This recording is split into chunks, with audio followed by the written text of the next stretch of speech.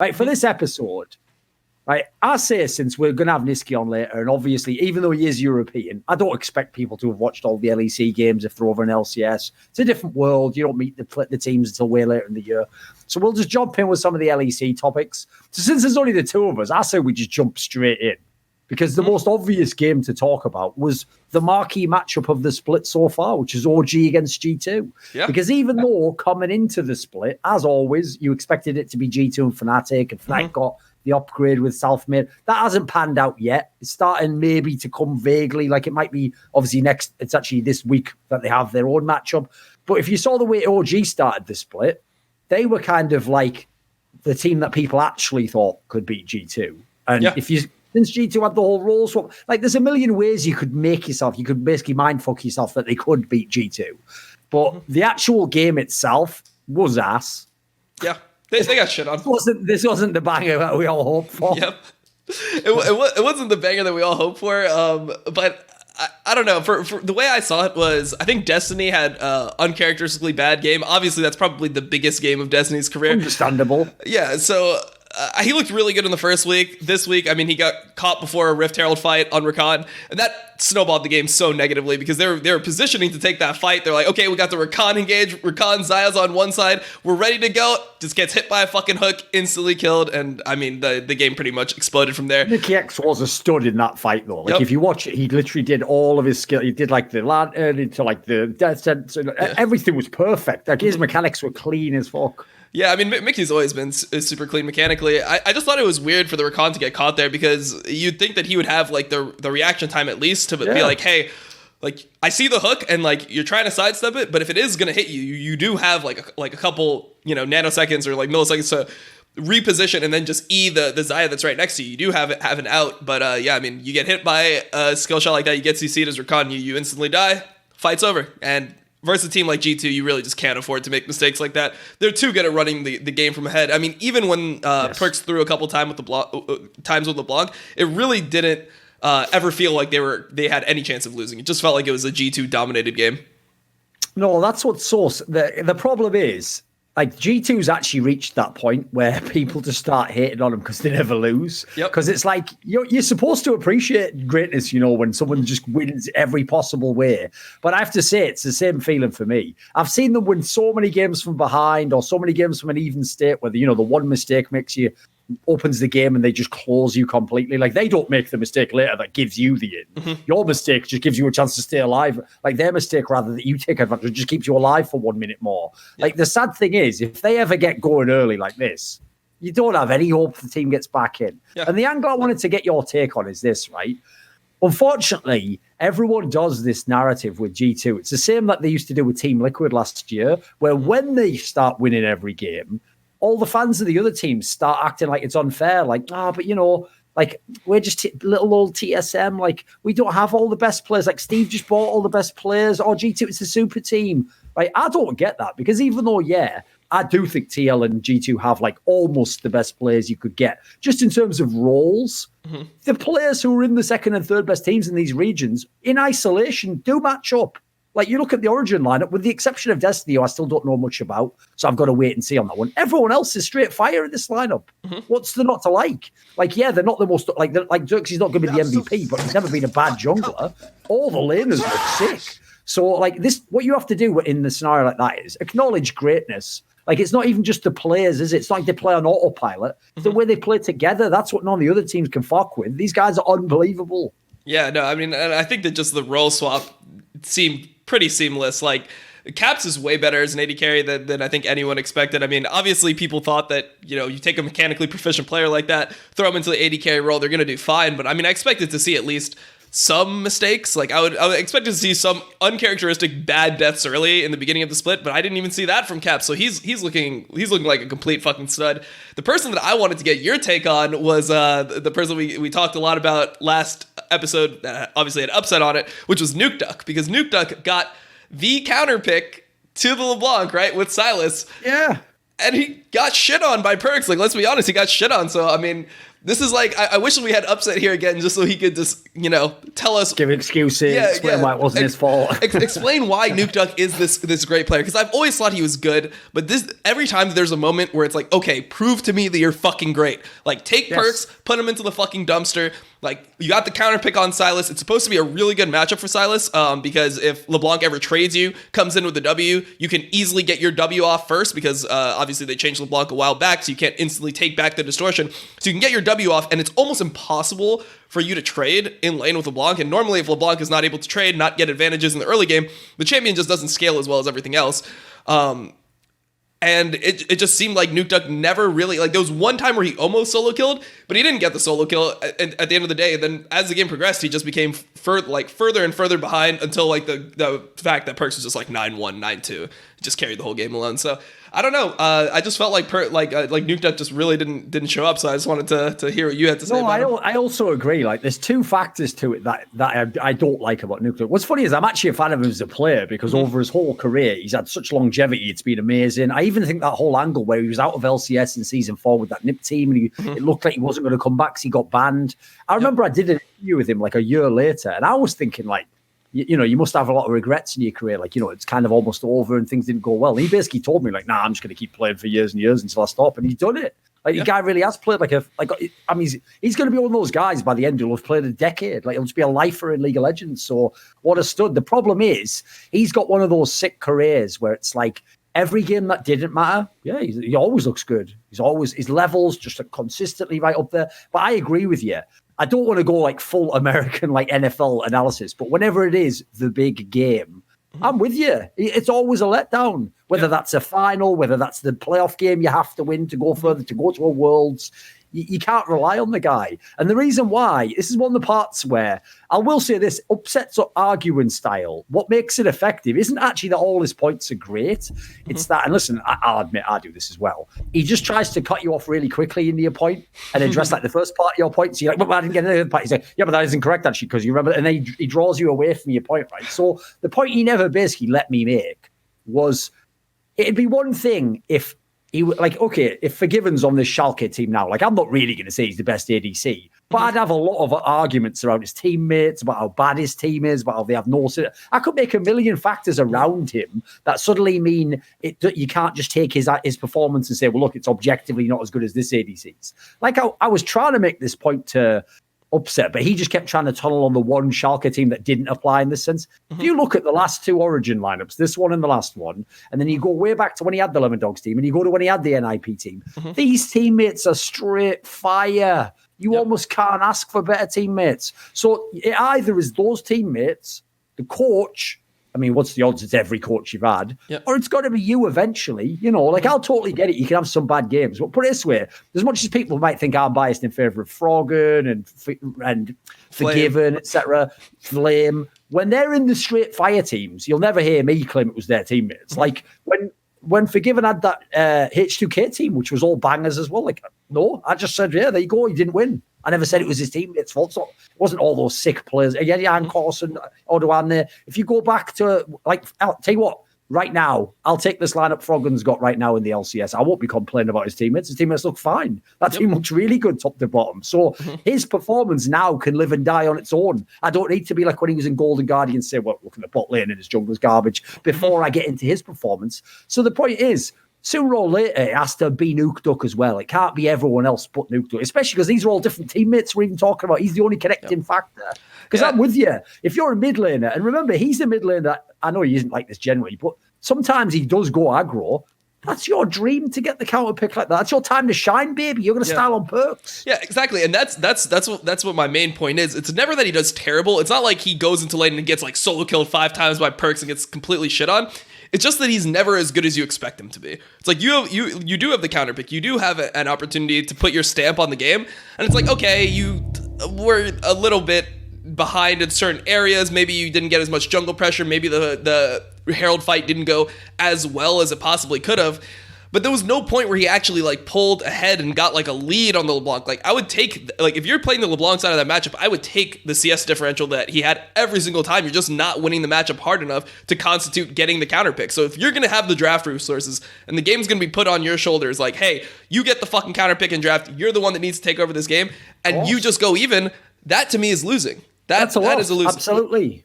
Like, mate, obviously in this game, actually, he did have a champion that he's brilliant on, but Alphari, when does he ever get the fucking counter? When does he get the resources given to him? That guy just performs all the time. Yeah, like, if you're not going to do anything, then you just chill on fucking Orianna mid. Let's give this guy all the picks. Let's see what he can do. Definitely. But I mean, I think that the way that team functions is they're trying to abuse that fact about Alphari, that he can always do fine. So they're going to keep on giving the draft resources to Nukeduck, but he just needs to do better with the draft resources. Like, he has to become the star of this team. It needs to be a late game carry show with Upset and Nukeduck. They need to carry the game for the team pretty much alone, because they're like, the way that their jungler wants to play is a gank heavy style. That's the way junglers have to play right now.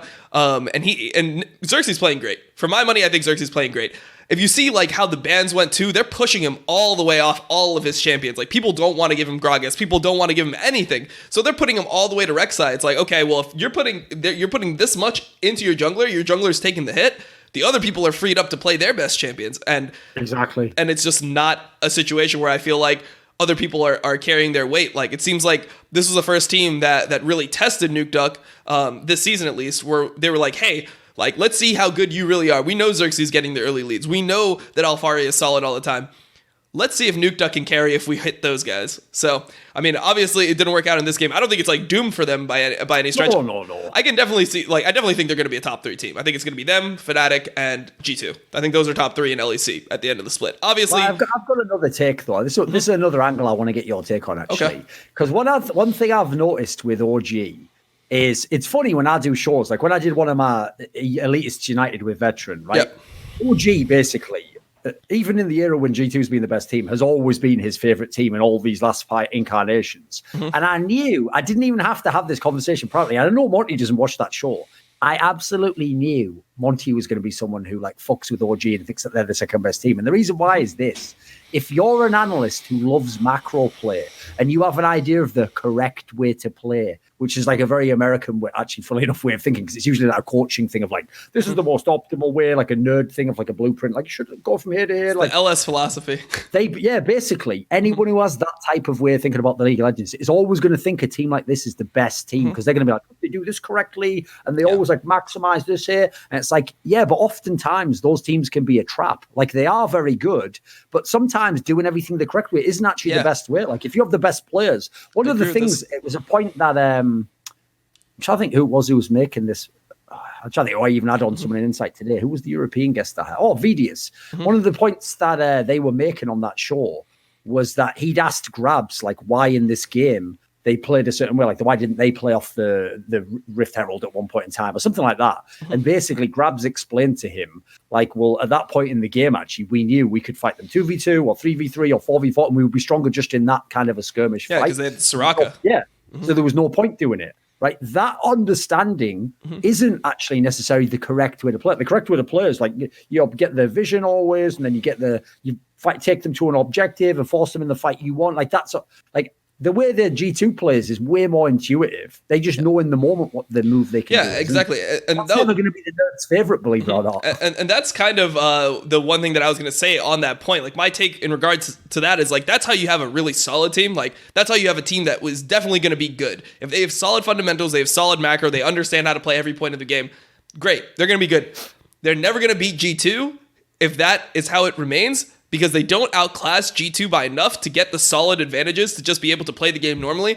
And G2 has the genius. That's the thing that I love the most about watching G2 play, is when they get into these situations, they know what the most optimal way to play is, right? They know the most standard optimal way to play, but then they also know what the opposing team's reaction to that is going to be and how they can manipulate that to their advantage. So they'll do things that other teams won't do, where it's like, oh, this is normally the 1-3-1 time. Like, you're going to have your fucking mid laner top, you're going to have your top laner bot, and you're going to have the 3 in the mid. And G2 will just do things where they're like, you know what? We're going to go 0-3-2. So we have no person top, 3 people mid, and then 2 people bot. We're going to have our mid laner with TP shadow our top laner, and there's just going to be a fight down there. They're going to hard dive, and they did this in the World Championship. They're going to hard dive the one person that's alone bot, and other teams don't know how to react because they're so tunneled on like, this is the point of the game where this is supposed to happen. It's supposed to be a 1-3-1, so we need to like control vision, and they have their whole mindset about a game that's not even being played because it's not a 1-3-1. It might look like a 1-3-1, but it's not a 1-3-1 until you see the fucking person top.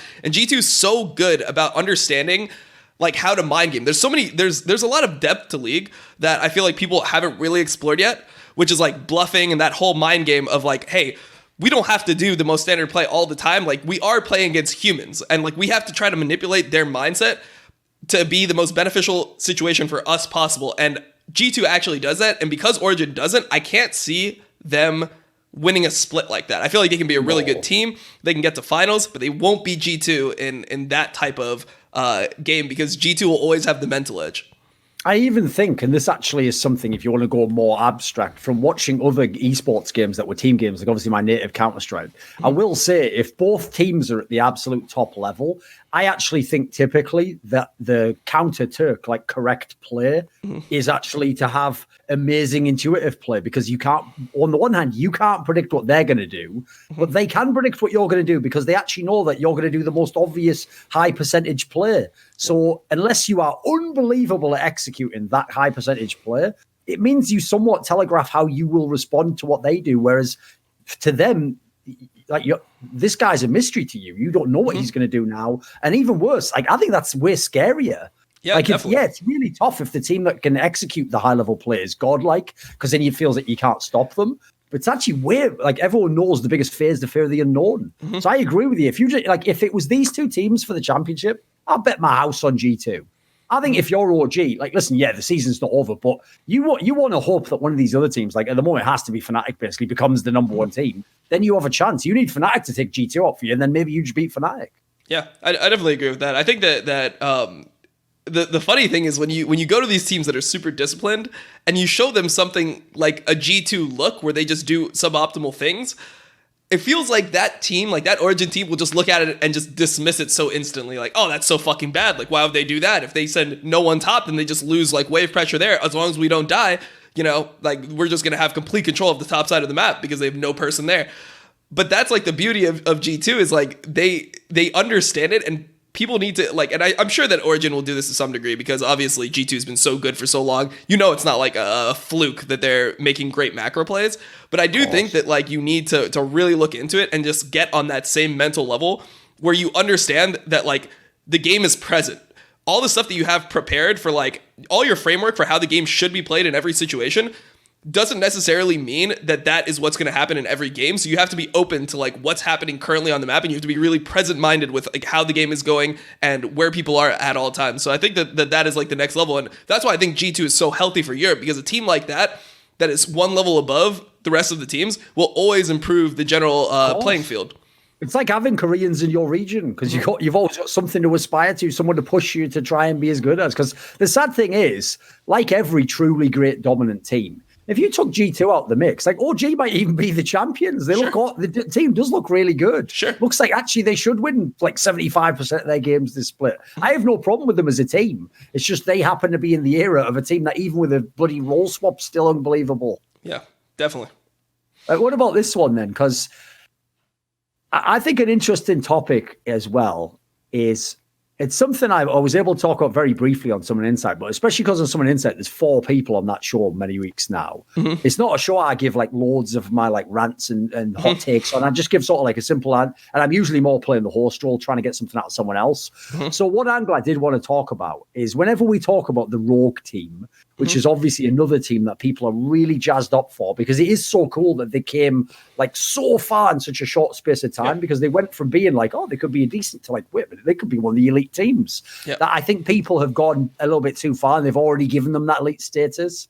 Whereas, like, as we're seeing in these games now, like, there's still some flaws in the team. There's definitely times later in the game when it looks a bit ropey with those rookies in the team. Not really rookies, but they're my rookies in my book anyway. Still, I see them the same way.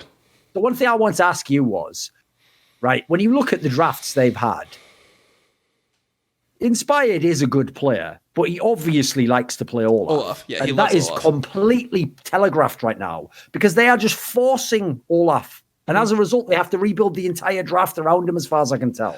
Like, as a jungler, think how rarely it is you ever get everything you want. That's pretty rare in League of Legends. And Olaf has been very like hit or miss. I think the win rate of it, like globally, in terms of like win rate on the first 2 weeks of competitive play, has been like 30%. It's extremely low. And you're pretty much telegraphing what you're going to do if you pick it, right? Like, it's not like you're going to scale in the late game. Yeah, exactly. So I think that there's a couple things about this. A couple points I want to make. The first one is this will actually kind of solve itself in a way if they keep this mindset, because on the next patch they're buffing jungle experience, and part of the reason why it was so good previously, and this was like their mindset through all of summer, was like, hey, Olaf is up, we're going full AD Olaf, give it to Inspired, he's going to run the fucking game. Like, that was their mentality before, and they're still trying to do it now because he is still like an Olaf main, or like that's a champion that he's extremely comfortable on. But because of the increased experiences that's going to happen in the next patches, I think it will be okay to pick up the Olaf. So I think that'll sort itself out in a way. But then I think the other thing that they really like about the Olaf is it's something that they can just blind into anything. So they don't really have to think about like jungle pick and like matchups and whatever, because when you play Olaf, you're going to have jungle pressure in this meta into anything. There's nothing that anyone picks consistently that beats you. Like, people aren't picking Kindred, besides for that one awful fucking game in NA from EG where they picked Kindred into Gragas and Set. No one's picking Kindred. No one's picking any of the Olaf counters right now. So I think that like they should be able to kind of like keep this mindset, and it shouldn't be the most detrimental thing in the world. But I mean, it's just something that's comfortable. It's something that's comfortable for their jungle pick. So I think that they'll just kind of keep doing it. And, you know, if it starts failing on the next patch, like let's say jungle experience isn't as good as people think it's going to be, maybe they end up dropping it there. But I think that it's just something that's so just ingrained in that team. It's like, that's their style. They like early game. They try to get leads. I mean, they're the team that has great early game, and then they're like throughout the game, doesn't matter what champions they have, they don't scale like other teams. You know, it feels like if G2 gets to late game, you're fucked, right? Yeah. Feels like a team like Origin, if they get to late game against Rogue, they're going to win every single time. But Rogue has the ability to win early, so having that champion in their pool is going to be something that I think is pretty valuable going forward. Because this next week, I saw on the schedule, they play G2, so already a massive test there. Yeah. But then the other game is the Mad Lions team, who obviously are absolutely brand new, but already showed some potential. So if there's a universe where Rogue goes 0-2, that's gonna all that hype's gonna get deflated faster than Tom Brady's ball boy. I know some shit joke like that. Yeah, I don't know. I feel like they'll definitely lose to G2, but they should beat Mad Lions. I know Mad Lions is 2-2 overall in their first 2 weeks, but the wins they had weren't like convincing wins by any stretch to me. I mean, the game versus Schalke, the way I saw it was, hey, you're not actually a fucking good team by beating Schalke. Schalke is just shit, because Schalke had a huge fucking lead in that game and they just couldn't close it out. So I definitely think a team like Mad Lions will just get overwhelmed by the early aggression from Rogue. I think picks like Olaf work great into a team like Mad Lions, just innately based off the styles that both teams play. So I really don't think they should have a problem there, but I just can't see them beating G2 because they don't look polished. And I feel like you need there's a certain level of skill that you need to play to even have a chance at beating G2. And the only teams that I can see doing that right now are Fnatic and Origin. Right, from watching since you mentioned Schalke, you invoked the dreaded name. Yep. Let's do it, right? So one of the problems I have with this team is when we looked at the rosters in the off-season, listen, I wasn't thinking they were going to be super good, but I definitely would never have thought they would be the worst. Like, they've got some good players or some potential. I have to say, both objectively and in the context of who their roster should be, they're the worst team in the LEC. Yeah, definitely. I mean, terrible. Yeah, you would think that with that like many veteran players, they would have they would have like an ability to close out games, but that honestly seems like their worst part. Like, it's always been something where like, I don't really know if Gilius has ever been like a late game mastermind. I don't know if Forgiven's ever been like a late game shot caller. I don't know if Odo Omne has been able to micro the team, but it seems like they just don't know what to do once it gets to like the final part of the game. It's like, how do we fucking win? It's like, okay, we've got advantages everywhere. Do we do Baron? Like, what do we do? And then just random people get picked off, random people die early in fights, and then they just lose the game to a team when they're like 5-6K up. I don't know. It just makes me like kind of realize that this just might be a bad match of players in terms of like their skill sets in regards to shot calling. Like, I think you want to put Forgiven with people that are going to like kind of lead the game. So I would much rather see Forgiven with somebody like Vander, for example, who is presumed to have good shot calling. I mean, obviously that Rogue team, he was the only veteran and they were able to win games. So people credit him a lot for being able to do that. So I think that just the match of players, they have a bunch of players that are like good early, but they're not good enough early to get massive leads, and then they're horrible at closing. Like, none of them really know what to do. Like, obviously, this isn't like a one-to-one match, but like the way that they're bad reminds me of that Misfits super team last year, where it's like, it's not like, listen, I don't think Gilius is a good player, but everyone else in theory has some redeeming quality, or actually might even be a good player to some degree. Even now, that's why they get the leads. But just like that Misfits team, where it's like, you almost couldn't give them an advantage that they could win a game from. They would have found a way to lose the game anyway. So it's the same with this. That's why I say, forget even like just in the context of the roster, they just are the worst team in the league, because if you can't close some of these games, how are you going to win a game? I mean, the only team this is early on when in theory, some of the other teams are supposed to be weak as well. Some of these other teams you play now are going to get better. Yeah, I don't know. I mean, I guess the only team you could put down there right now, because I mean, everyone was saying Misfits was going to be the worst team, right? That was supposed to be the absolute most dog shit team, and they ended up having a 2-0 week, so they're 2-2 right now. They don't even look that terrible. The only team that I think you could say is as bad as them is maybe Vitality, but at least Vitality has some hope. I mean, they're supposed to have a new mid laner coming in. Lebrav is supposed to take over for Jack Troll. Jack Troll has been considered pretty bad in LEC. He's garbage, recently. let's be real. Yeah, I mean, I thought he was garbage for a while, but you know, they do have like some upside where it's like, hey, at least we don't have our full roster. For Schalke, it's like, what is the fucking future? You just have to get better. There's nothing that's going to come in and save you. It's like, you guys just have to start playing fucking better and winning some of these games. That's it. I found them as well. Like, and at this point in time, it's not even like Gilius brings, like, as you said, it's not even like he's famous for being like a late game player. Like, he doesn't even have the upside that players like Amazing have, where the mechanics can be busted, but they can at least play a game. They can at least do what you're supposed to do to close a game. So if I'm them, I'd even just be going and looking in solo queue, looking in challenger, say, just get someone else. Just try something to spice the team up. So apparently the thing that I've heard, like the rumor behind the scenes, is that they didn't want Gilius to start. They were trying to get Closer from Turkey. And Closer they weren't able to get him. He ended up going to Golden Guardians instead, and they just had to like default to Gilius. So they're already just in a, you know, bad situation. And like, dude, what kind of choice did this guy get given? Remember, he's never been like a proper pro level player in the main region. His choice is Golden Guardians or Schalke. That's like someone saying, like, do you want to drink this poison? Well, no. All right, then drink this boiling hot oil. Like, no thanks. Hey, like, which one does he pick? I mean, I think he gets paid in an air. Yeah, exactly. I think what's so telling about this is he was literally the best player in Turkey. Like, he was MVP of the last split in Turkey.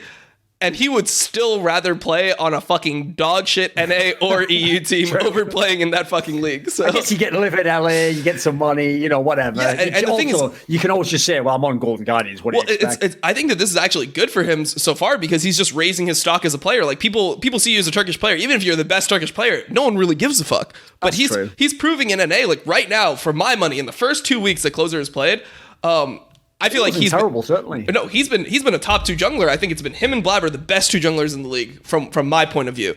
Like, he's able to consistently get early game leads. His pathing is good. They always are ahead. And then it's just like, what the fuck are you supposed to do? You got Keith on your fucking team playing support. Like, you're just doomed. So I think that for Closer, it's good. Even if he's on a shit team, for him, he's raising his own stock. So I think that that's a good thing. I mean, if I'm Schalke right now, I know it's a fucking meme, but seriously, just get fucking Kiki's in here already, man. Gilly is like, I know he gets benched for Kiki's every single time, but this is just another time where every team always looks better with Kiki's than it does with Gillius. So just fuck it, go with the meme, call up Kiki's. He's fucking dying in the fucking Polish league. Like, just bring him over, and hopefully you have a better jungler and you're able to pick up some fucking wins. The thing I'll say about Kikis is every time they bring him into any of these teams, first of all, look how many teams he's played on. Like he does have an ability to play in like any team. He's a champion. He's an LEC champion. He's like a super sub. And then the mad thing about him is somehow he's like always better than you expect when he first comes in. Like he's like one of those players in the NBA who's like almost washed up, and then they get that 10-day contract, and you're like, this guy's not bad.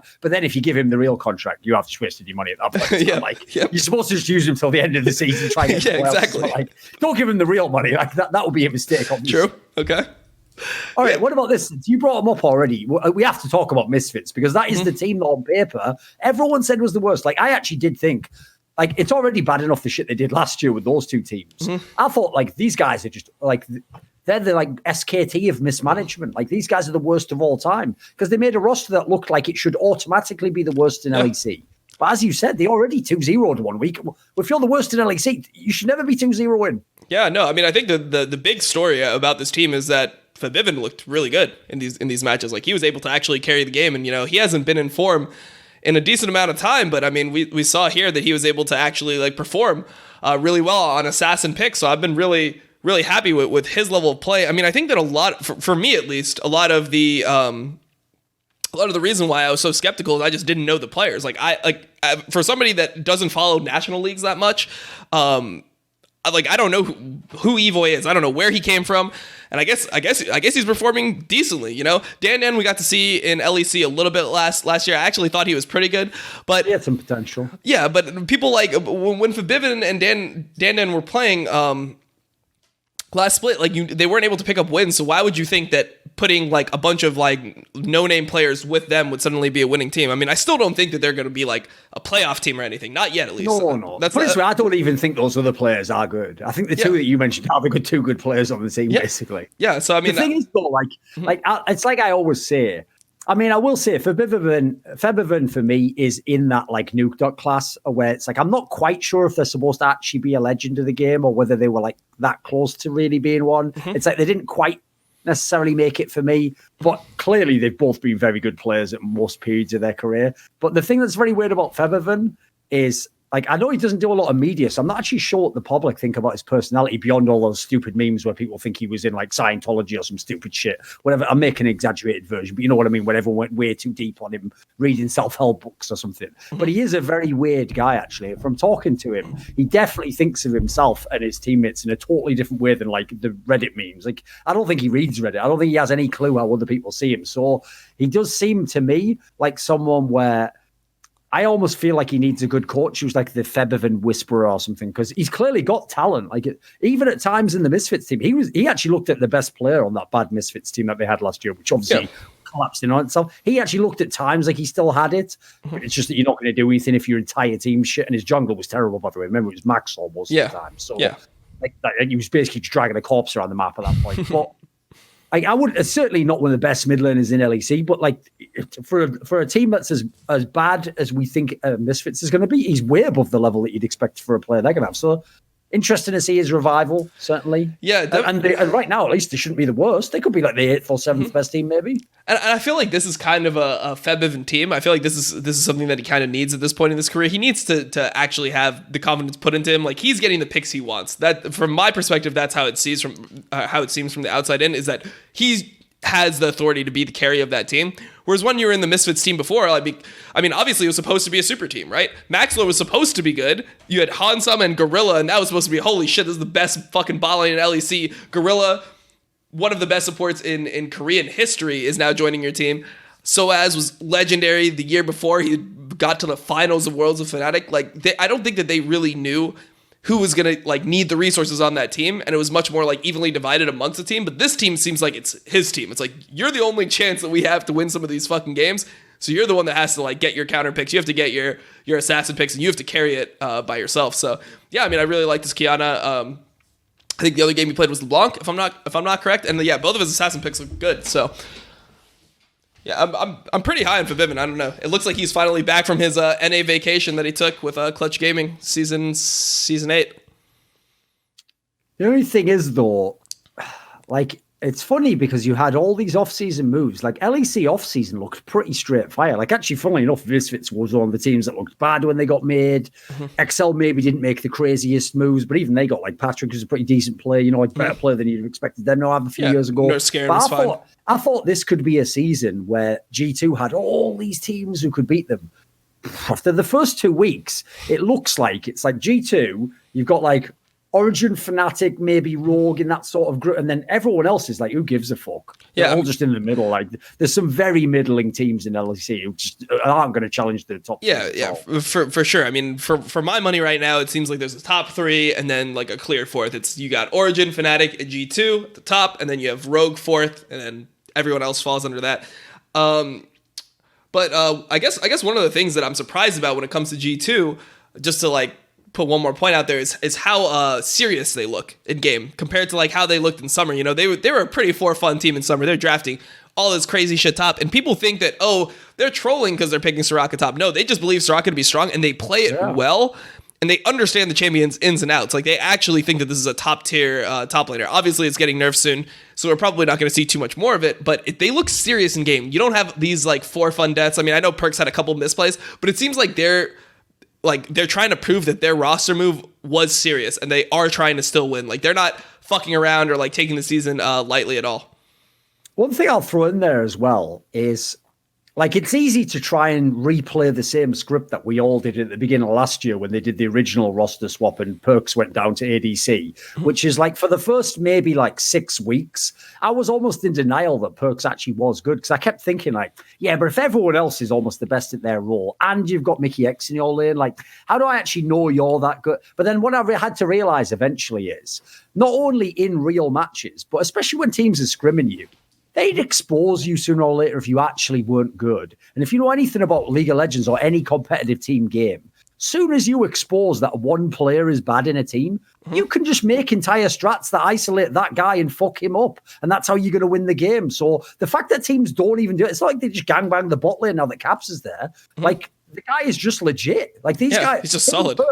What's so sick is, on the one hand, they are in a way sort of compromising their legacy because they would have a better legacy, in my opinion, if they just stayed as mid laners. On the other hand, now they just look like geniuses because they can play 2 roles at a super high level. So in a different way, they're making themselves more legendary. Yeah, I think it makes them more legendary. I mean, how many teams can say that like, hey, we have 2 players on our team that are both the best mid laner, the 1 and 2 mid laner, and the 1 and 2 AD carry are the same 2 players on the same fucking team. Like that is such a crazy phenomenon. Like, imagine, like if Bjergsen tried to play AD carry or some shit, you'd be like, get the fuck out of here, dude. Are you fucking trolling? I mean, we saw Piglet try to play mid and NA, and it always looks like a train wreck when a player role swaps like that. But they just look so fucking clean immediately. I think that's the craziest part. Is like it doesn't seem like they lost a step at all. No, mad respect. Like, that's all you can say. It's mad respect. Yeah, I still don't know how they're doing it. It's like something out of a movie. Yeah, it doesn't seem real. And I mean, I talked to Grabs. I actually had a call with Grabs. He gave me like some inside information that I obviously can't share on the show behind the show. But one thing that he said about Perkz, which I can share, is he thinks that Perkz is the type of player that could just be the best in any role in LEC. He thinks that he is that much of a winner. He has that dedication that he could actually just go fucking top lane next year and be the best top laner. And I actually fucking believed it at this point. Like I have so much fucking. I put so much esteem on Perkz. I may be with you on top lane because I do think like there's enough sort of. Have you seen this motherfucker's Lee Sin? He's clean as hell. No, listen. Even though you're a jungler, Dominic, I'm going to tell you right now. I think there's very few players could actually be like a world-class jungler. Like, you could maybe get away with it for a few games. That's why I actually have insane respect for Scorver. He became maybe the best jungler ever after being a fucking AD carry. But I do feel as though to be a jungler and every season be changing. Sometimes during the same year, you go on a complete journey of what's even viable. Teams sometimes, if they think they can squeeze your champion pool, ban 3 champions against you, you're playing your 4th best champion in a bad match. Like, to really be the best jungler, I don't know. Come on. Surely you wouldn't be able to do that in pro play, though. Honestly, at this point, I have so much confidence in that man that, like, he could say he's going to be the best until he fails now. Like, because I was skeptical. I mean, you remember week 1 when we had the crackdown, both of us were like shitting on the lane swap. We're like, this doesn't make sense. They're already so good. Like, how are you going to be even better like this? I don't even know if they're better, but they look at least at the same level, which is better than I thought that they would be already. at this point, I just don't know what this guy can fucking do. I mean, his career has been so fucking legendary. You come into LEC from a challenger team, you qualify. It's a 5-game brutal relegation match where you barely fucking squeak into the EU LCS at the time, LEC, barely squeak in, and then you go on to win 6 fucking splits out of 8 splits with multiple different teammates. I mean, you had Kiki's as a top laner and you carried him. Emperor, who looked dog shit. Hybrid, you never saw this motherfucker again. Trick never looked even close to the level that he looked when he was on G2, when he joined BBQ Olivers, or like last year, for example, when he was on Schalke, and now when he's on SK. No one looks that insane. So, like, to me, the way that I see Perkz is, man, I've just, like, whatever you say you can do, I'm just going to believe you until you prove to me that you can't do it. Because every single time I've ever doubted you, I've been wrong. And by the way, after seeing G2 do this role swap and just still, like, not lose a step and just be the absolute best team by far at the moment, I have to say, if you're any other player in the LEC, listen, if you want to talk shit, do it as banter, like make it fun or make it like wrestling. Like, you're obviously, you know, you aren't better than the guy, but you're saying it to make the match good. But don't for 1 second dare to believe in your heart that you or your team is actually better than G2, because like, what more did they need? They almost gave you like a fucking head start in the race, and now they're like lapping you. This is outrageous. Like if you're the Fnatic guys, who I know, by the way, they have a couple of cocky players on that team. I mean, Reckless is on that you do an upgrade and you're still this far behind them? Like, what do they have to do at this point in time? Just take the first 6 weeks off in fucking Carbo, drinking cocktails while you play all the They got to fucking play 4v5 at this point. Yeah. Like, they need to lose a player. They need to do it like golf, where, you know, if you play someone that you're way better than at golf, like, to make it even so you can have betting and fun, you have to like spot them a few holes, don't you? Like, I'll give you like 5 power or whatever. They need to do that. Like, at this point in time, G2 would have to just give you the first 3 kills in the game or something. Like, right, there we go. There's the sporting chance. Wow, let's go. And then they probably still win some of these games. It looked like they did that before in summer, honestly. They were crippling themselves. They're like, oh, we saw a sign that says Garen. Okay, Garen top. Let's try to make a team comp around Garen top. Like, they were fucking straight trolling and still dominating teams in LEC. So I don't know, man. This team just looks so fucking good. I can't even doubt them anymore. Even though I wanted to hate the role swap originally, and I did think that it was a bad decision, at this point, it's like, what can these guys not fucking do? They're just the best in Europe, and they're probably just going to be the best of Europe for the foreseeable future.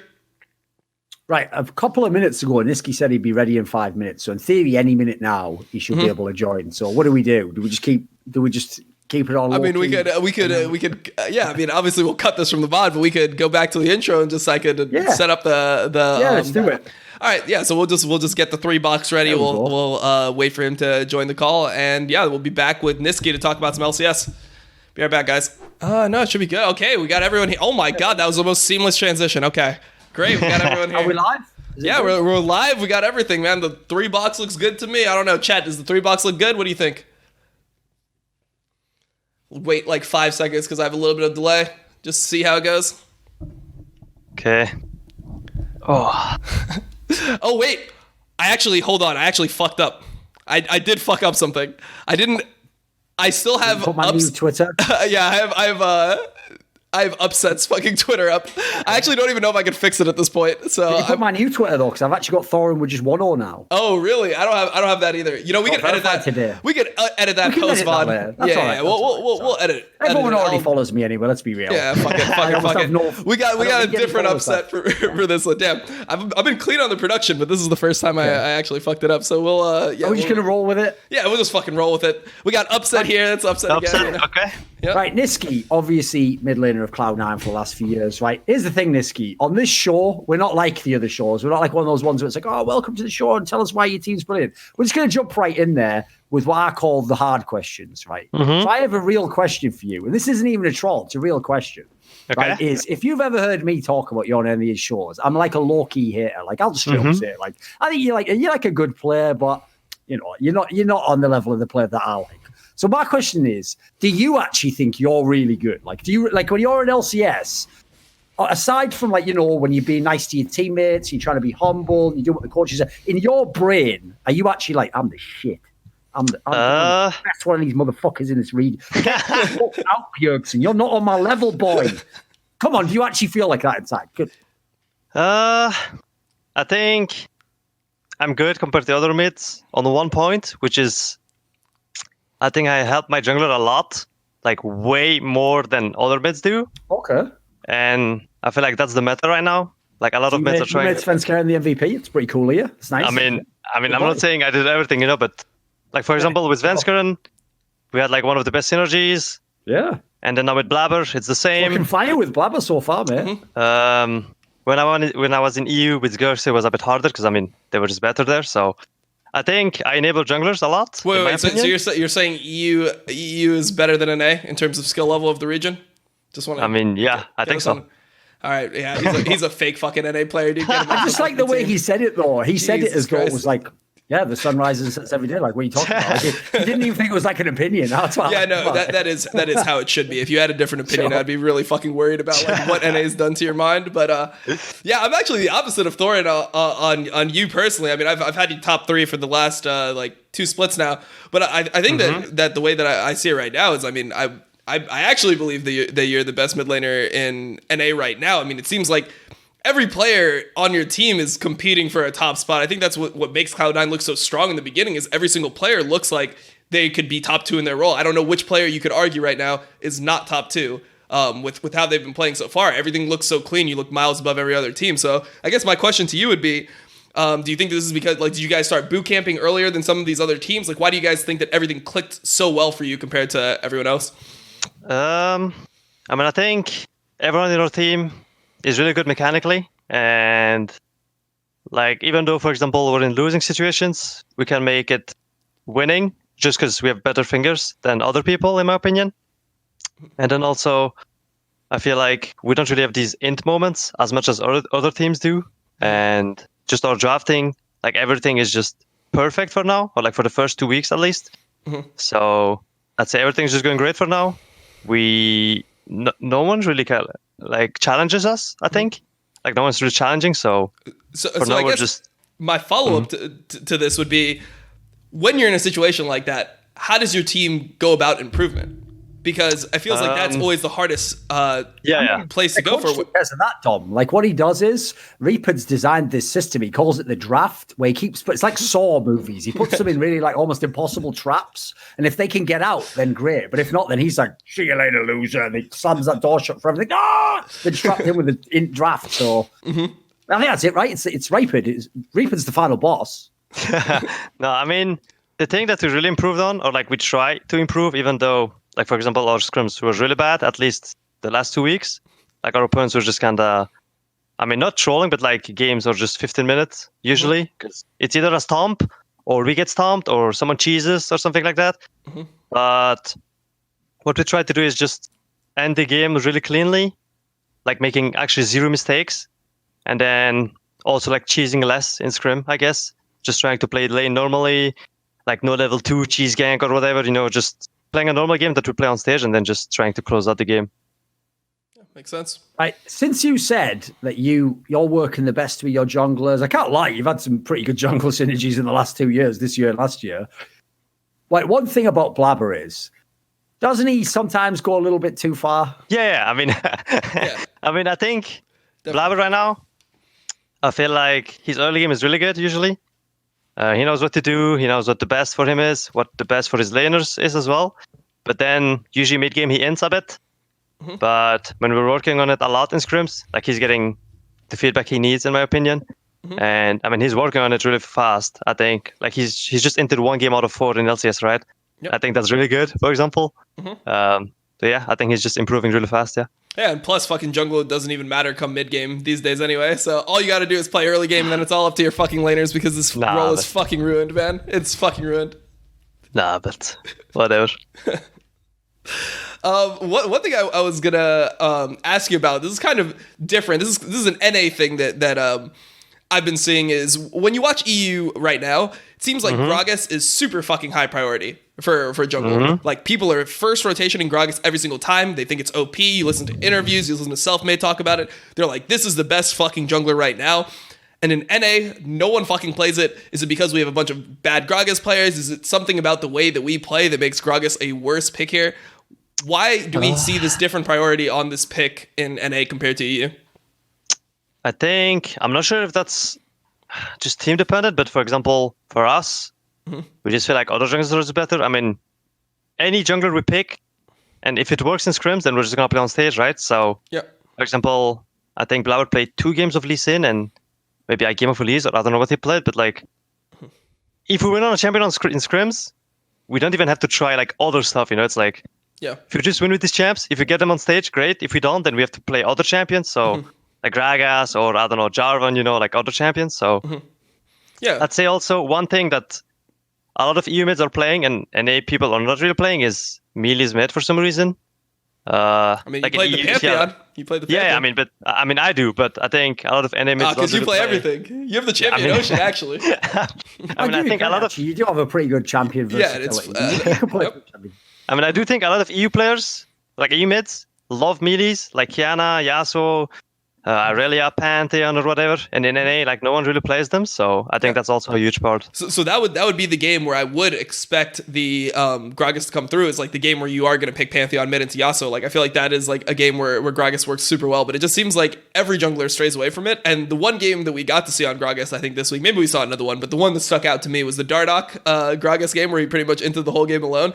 So I don't know if it's just because like we have fucking 70 ping, so we can't like learn how to play this champion in solo queue or like what it is, but I feel like this champion is super strong in competitive play right now, especially because a lot of these junglers, like every jungler is going to fall off because of experience right now, but the 2 junglers that I feel like will be able to at least do something in a team fight would be like Jarvan and Gragas, and you know, at least into some degree, but Jarvan and Gragas are definitely like great team fighters, so I feel like that is something that is just kind of lost on NA. And like, do you think that this will hurt going into, you know, international competition because we're going to have such a different champion priority? And if your team is like comfortable with what you're getting in scrims and you don't really want to play anything, like if what you're doing is working, pretty much what you said was like, if what we're doing is working, like why are we going to do different stuff? Like, do you think that will just like hurt coming into like international competition? I think for NA as a whole, maybe, but for us, even though we win a lot of scrims, I think we're experimenting a lot of champions as well. Like, we're not just playing to win every game, right? We're just playing other champions. If it doesn't work out, then we won't play it this weekend. If it works out in scrims, then maybe we'll play it in the weekend. You know, if our top tier, like tier 1 champions are banned, for example. So I just think NA mids don't play enough AD mids. I think that's literally it. That's why Gragas is not that popular, in my opinion. Makes sense. There's one problem that Cloud9 has at the moment, right? So obviously you're winning all the games. It's looking awesome. Everyone's saying you're the best team in LCS at the moment. But the problem is, because Team Liquid was the team that still has 4 of the players that won the splits last year, and they haven't had their real jungler yet. Although, to be fair, they've been doing half decent, even with Schönfire in. It's still not going to feel like you've properly taken the crown until they come back for real and we find out, like, who knows, maybe they aren't even the best team. Maybe there's no problem. Do you guys feel the same way? Do you already think you're the best team? I mean, for me, I think right now we're the best team, but that's because TL doesn't have their jungler first. Well, you are the best team right now. For now, yes. Yeah, you'd be delusional to think you're not the best team right now. Yeah. I mean, I think for now, our play is really clean. Our champions are good, our draft is good, like everything's going great. So I think for now we're the best. But I feel like when TL gets their junglers and they get to play the game with Broxah, which I think Broxah is really good. I mean, I won't give shit to Schönfire, but Broxah is probably better, right? So definitely. I think once Broxah comes in and then they get a lot of practice with him, they should be a threat for us. Or like, at least I think they can be better. But that doesn't mean that we're not the best, right? Like, we'll still have to play them. And then I think we'll probably meet TL in finals if it keeps going like this.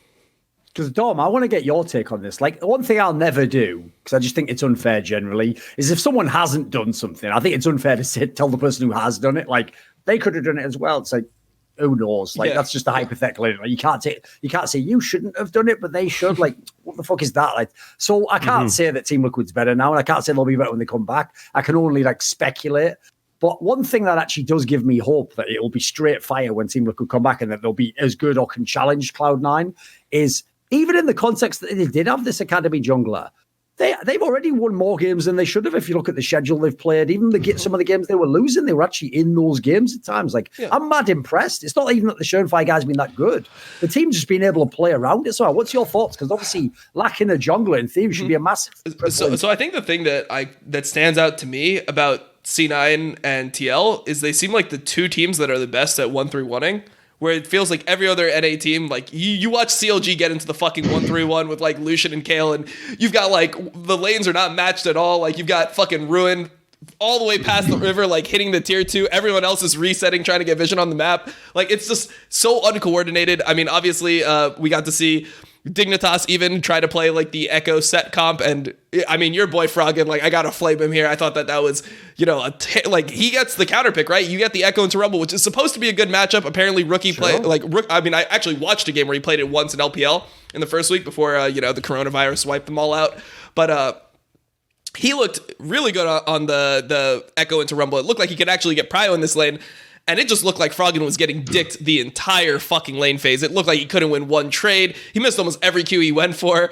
And it just seemed like they could not even get out of the lane phase with their comp. So, I mean, I don't really see how other teams can challenge when they're so one-dimensional. It's like, at some point, like, there has to be a situation where 1-3-1ing is just superior. And I think that, like, when you're really good at 1-3-1ing, it's a better way to play than just these, like, deathball types of comps. So that's why I just have so much faith in TL. Is like, even the game they lost to Dignitas, it felt like they kept on fucking up, right? Like, they would have these massive errors where it's like, oh, Doublelift doesn't know. Like, I mean, to be fair, no one knows what the fuck Aphelios. I don't blame him for that. No one knows what secondary gun Aphelios has. It's like fucking impossible to see. But he got caught by, you know, the Aphelios ult as Senna. He got caught by the Gravitum, and then he gets picked, and you know, they're down a little bit, but every single time they get into the 1-3-1, they're slowly accruing advantages. And then it's like, another tragedy happens. Oh, somebody gets caught, and then they have to like fall back. But every single time that they get into that situation, they're getting like a gold lead, you know? So it goes from like, oh, they make a fucking horrible play and they're down 3K. And then they start farming the side lanes, etc. You know, Rise gets an advantage, and then suddenly they're only down like 1.5 and 2, or like, you know, maybe even 1K. So I feel like that ability to play different styles of League is really good for these two teams. And that's why I just, from my perspective, I think that they'll be like the best two teams. Trying to figure out what gun Aphelios has is when you see the real New York street hustlers doing that 3-card Monty, and you're like, I reckon I can follow where this is going. And it's like, obviously the joke is it's never there, is it? He's like put it in his pocket as well. So you think like, oh, I'm pretty sure I saw it. It's at the end, it's in the right. You can never know. Yeah. It's just like, who fucking knows? And then the best thing is, why did they? Here's the one thing I can't handle about that champion. I can handle the idea I should just go and learn it, like sit down and actually watch a video and study what the tells would be. But the one thing I can't forgive them is, why does the ult look the same?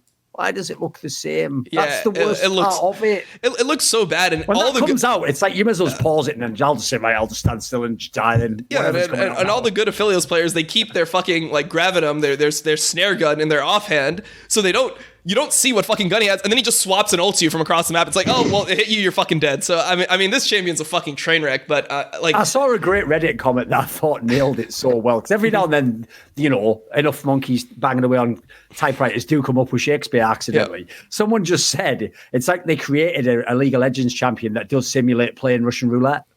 I thought it was pretty good, actually. That's pretty good analogy. Yeah, no, it's fair.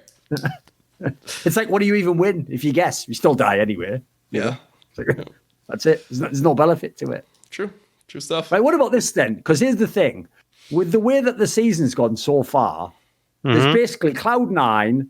Dignitas is good, but then again, they're good in the context of like they were supposed to be sort of mid-table and they've overperformed, and then people don't quite know where they'll be. So I don't know if they can be like a true contender. They're like just below the level. Team Liquid, everyone assumes is going to come back really good. And then we have these other squads that were supposed to be really good, who were looking in the context of who their rosters are terrible. And those are two ones I want to talk about now, Dom, which is it's in this order: TSM, and then after that, that'll be dessert. That'll be the main course. Dessert is CLG. Like, we're not even going to get to that yet, because that's a fucking disgrace. At least TSM, there's some meat and potatoes in there. There's something we can get to. We can talk about something, because the problem is, like, first and foremost, everyone who hoped to see the whole Dardoch experiment, is this the right team? Like, even he doesn't look good. Forget the team. Like, this is looking like a complete bust at the moment, mate.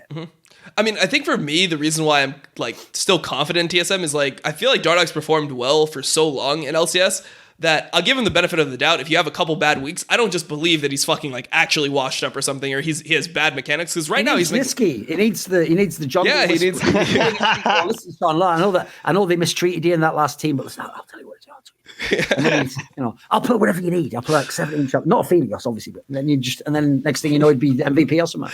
Yeah, no. And then Jack would tell him. And then he'd go, right, Nick, now can you get another one Like, I got another guy in for free. Well, I mean, the thing I like about this is, C9, at least they actually fucking paid for their roster this time. I mean, the $1.5 million buyout, it seems like they don't have to fucking recruit, Niski from some splice contract where he's getting paid like in fucking peanuts and like mouse pads. Like, they actually get to like get a real fucking support, So, I mean, I'm pretty happy that they actually went out and spent this year. But in regards to TSM, it feels like that team has potential because, like, Broken Blade seems super good to me. He seems like one of the absolute best top laners in the league. I believe that Bjergsen is still going to be good. Like, I don't know how much weight you put on this, but apparently he's super fucking sick right now. Like, he's like dying. But I still give him the benefit of the doubt. How long's that lasting for? Come on, man. Apparently 2 weeks. He's been fucking dead. Yeah, but and you know what? I honestly don't even think he's still going to be really ill. He's going to No. I think he's been playing like okay. I think he's been playing okay. Right. I don't think he's been playing as bad as everyone thinks. I feel like I think he's been good for so long, and people hold him to such like a ridiculous standard that if he's not like clearly the best mid laner, people just love to shit on him. They've just been waiting for like 5 fucking years. Like, oh shit, when is this guy gonna stop? Oh, he stopped fucking winning. Fuck this guy. I knew he was bad all along when he was winning all those championships and getting all the MVPs. Yeah, he was shit that time too. Like, that's just how they act. He's not totally bad, but he's definitely not a top mid. I mean, he's not bad. I think he's pretty good. I mean, who would you say are the top 3 mids right now? Right. Well, I think Jensen for sure. Yep. Jensen and you. That has to be 2. It has to be you and Jensen. And then I have no idea. I think out of the mid laners, been all right. I think. Who? PoE. He's been all right. Yeah, Pierre's not bad. I mean, I just think they're all kind of in the same, like at the same level, in my opinion. Mm-hmm. I just think Bjerg plays kind of more styles compared to everyone else. Like he's okay to like try, I don't know, like the tank mids and then just carries mids, Mm-hmm. Compared That's to like literally others. The reason why. Why? That's the reason why Quickshot said he was better than Faker. You've actually literally walked into a meme there. Remember, he said he was better than Faker because he plays more styles. Yeah. And everyone was like, but Quickshot, what does that mean? And he was like, you saw nothing. Yeah, no, that was like one of the worst like pieces of analysis I've seen in the League of Legends. It was great, wasn't it? I know. Like, how could you ever, like, season fucking 5 or season 6 Faker, how could you ever compare anyone to season 5 or season 6 Faker? He's literally solo carrying world championships. Yeah, like, plus, what? Come on, Niski. Like, you got to put it in context. Like, when you were in Europe, you played like Soy, and then when you came to NA, you play everything in the whole world. And now Bjergsen's here, and you're like, oh, it's amazing. It's like, what are you on about? You're both in the sandbox, and the other kids are just pissing in the corner. You've got dinosaurs. Like, yeah, brilliant. I mean, it's true. Like when I was in EU, actually, I was just playing kind of control mages. Yeah, I mean, Zoe like was up every game. Yeah, Zoe, Azir, Ryze, or whatever. Mm-hmm. And then people were not buying Zoe, so I was just a one-trick Zoe at that point. Mm-hmm. But then I came to NA, and then I played Zoe. Now you get counterpick every game. I guess one thing I was going to ask you earlier, we can jump back to this point, but one thing I wanted to ask you earlier was you're talking about how like you get to like try a lot of different stuff. I was wondering, do you just get to try a lot of stuff? Because when I see on stage, it seems like it's like early picking jungler, and then you always get the fucking counterpick. It's like, oh, they got LeBlanc? All right, Morgana's fucking sticking to LeBlanc. Oh, they picked fucking Yasuo? Okay, we get the Pantheon for that. It feels like you always get the counterpick. So is it like your team gets to try a lot of stuff, or you just get to try a lot of stuff? No, I think it's the team. I mean...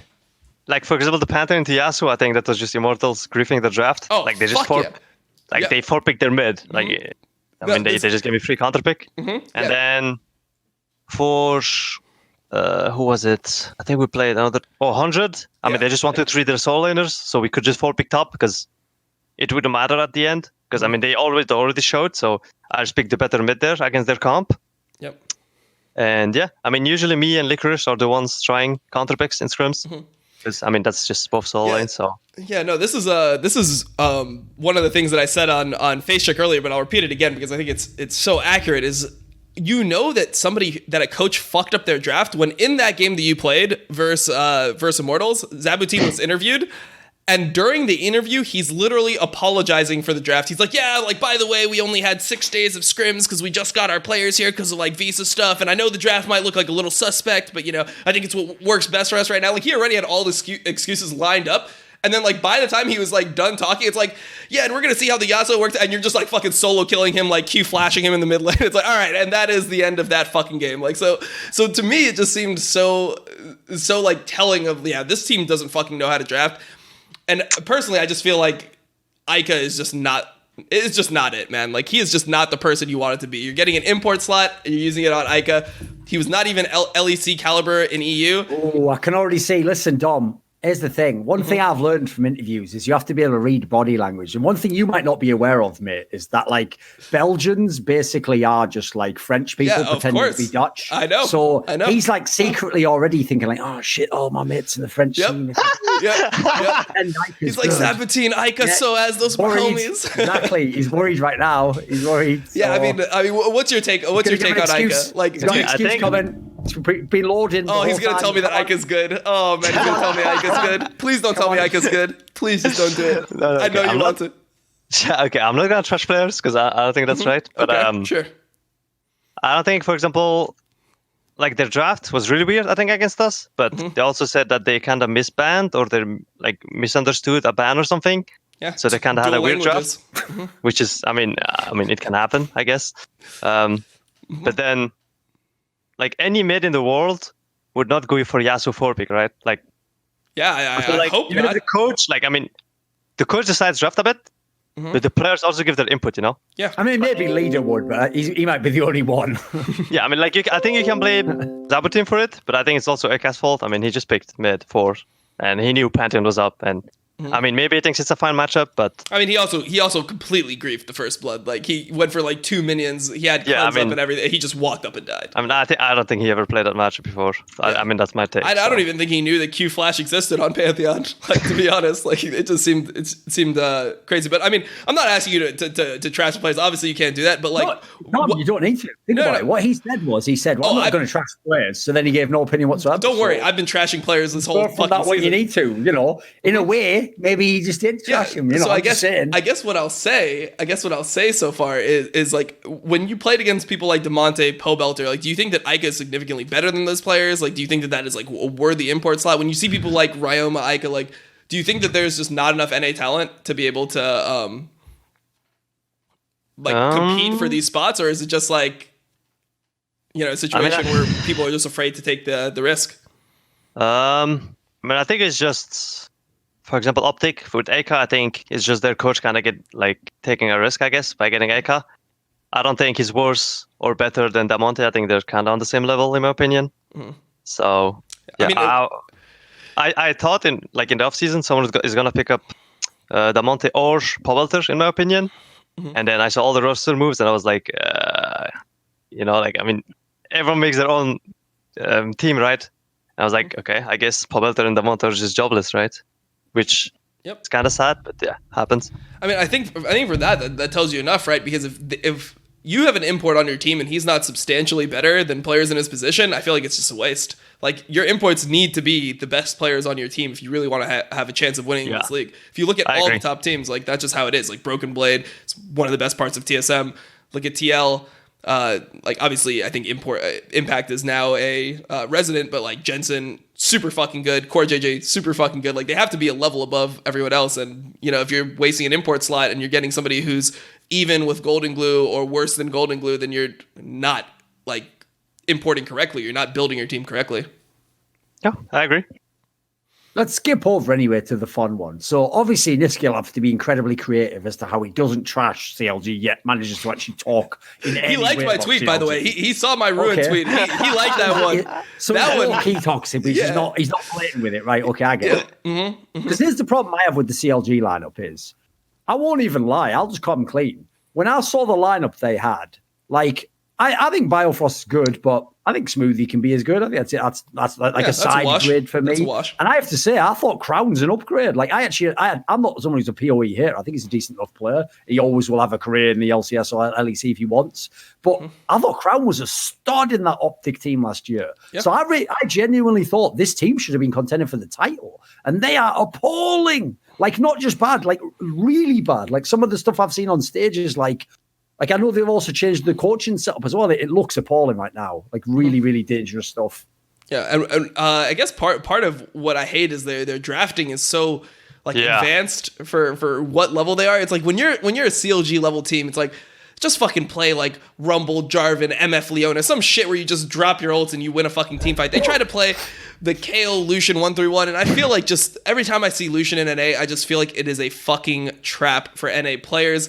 It never feels like, oh shit, this Lucian's gonna carry the game. Maybe Huni's Lucian can do that from top lane, but this Lucian flex pick, I feel like it just reminds me of NA Jace, where it's like, oh, they're gonna take this pick that's supposed to be lane dominant. It's like, oh, but you kind of, I mean, I guess you have like 20 CS, and then it just does nothing for the rest of the fucking game, and just like evenly side lanes versus a tank, and then the tank comes into a team fight and just shits on everyone. So, I mean, I just feel like their drafting is just way too next level.